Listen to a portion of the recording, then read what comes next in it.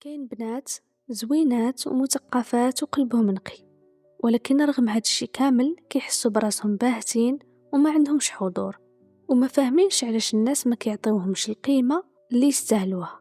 فالسبب غالبا كيكون عبارة على تصرفات صغيرة كديرها البنت بلا ما تحس، ولكن كتأثر بزاف على صورتها والجاذبية ديالها.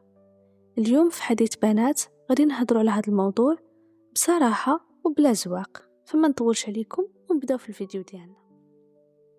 الفيديو غادي يتقسم لجوج فقرات. الفقرة الأولى غادي نهضروا على شنو هما الحوايج اللي كديرهم البنت وكيخليوها تبان باهتة، والفقرة الثانية على كيفاش ترجعي الجاذبية ديالك والحضور ديالك.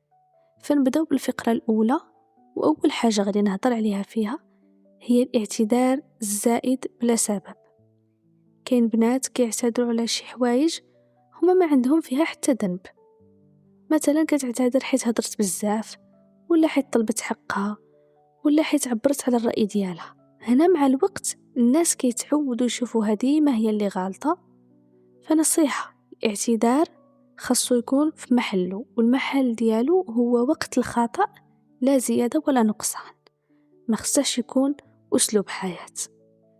تاني حاجة، تقليل من النفس قدام الناس.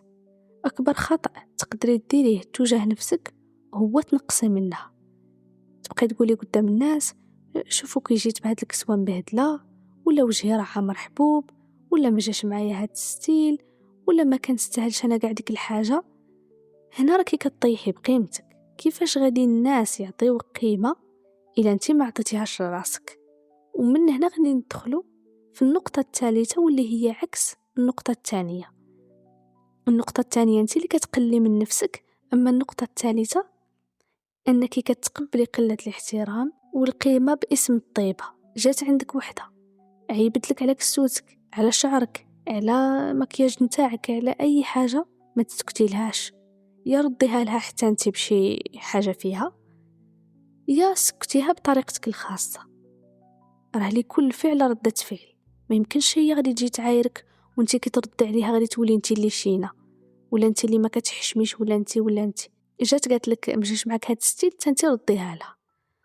راه بنادم كيبقى يجمع حتى كيوصل لواحد المرحله كيحس براسه طفى بحال الشمعة، تبقاي تدوبي حتى كتطفاي. وراه هذه من بين الاسباب اللي كتطفي الثقه في النفس، انك كتبقاي تقبلي قله الاحترام، تقبليها نهار على خوه حتى صافي كتولي عندك ثقه في النفس منعدمه.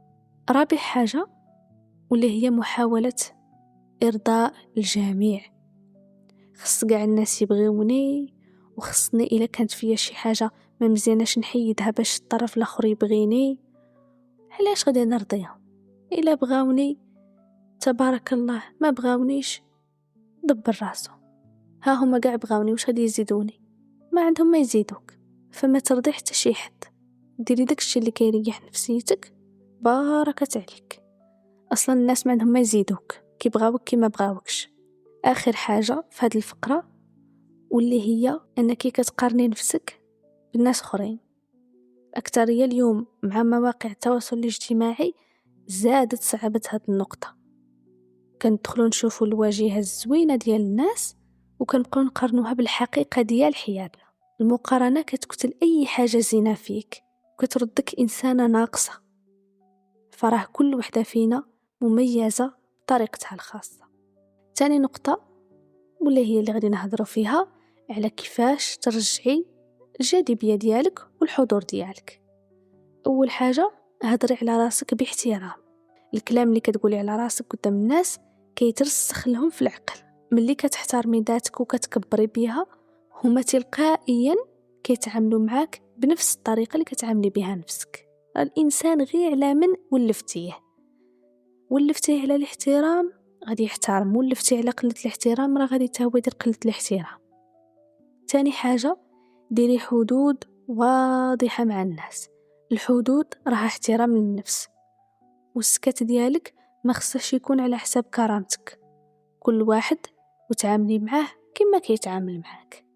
كرامتك فوق كل شيء، باش ما تعامل معايا الواحد حتى انا نتعامل معاه.